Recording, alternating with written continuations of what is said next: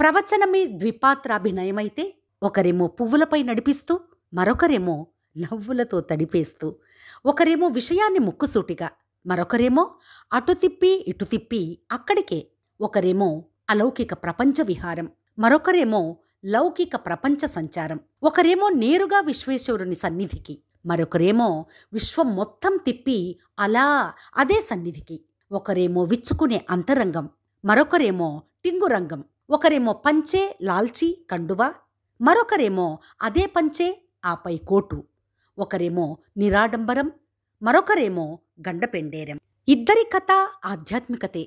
ఒకే లక్ష్యం, ఒకటే గమ్యం, విషయం అదే, చెప్పే తీరు వేరు. చాగంటి గుడిగంట అయితే గరికపాటి ఆ గుడిలో హోమం మంట. రామాయణమైన, భారతమైన, భాగవతమైన, శివపురాణమైన, కార్తీక పురాణమైన చాగంటి చెబితే తన్మయం, గరికపాటి పలికితే విస్మయం. ఒకరు వివరిస్తే ఇదే ప్రపంచమని అనిపిస్తుంది, మరొకరు సవరిస్తే ఇదా ప్రపంచమని అనిపిస్తుంది. ఇద్దరూ ప్రవచనకర్తలే. ఒకరేమో పరవశకర్త, మరొకరేమో తన వశకర్త.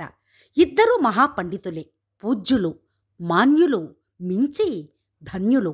ఇద్దరి ధారణ అసాధారణం. మాటల మూటలు, విషయ పరిజ్ఞానం సాగర పర్యంతం, ధాటి అనంతం. మాటలాడుతుంటే గుడిగంటల సవ్వడివోలే గంటలు గంటలు వినాల్సిందే ఆ శాంతం. ఒకరేమో భగవంతునికి నిన్నటి ప్రపంచపు ఉత్తరం, మరొకరేమో నేటి లోకపు ప్రత్యుత్తరం. ఇద్దరి కీర్తి లోకోత్తరం, ఇద్దరిది ప్రియవచనం. ఇద్దరూ ప్రవచనానికి బహువచనం. రెండు మేరు నగాలను ఒక దరి చేర్చి ఎంచి పోల్చి చూపే ప్రయత్నం చేశాను.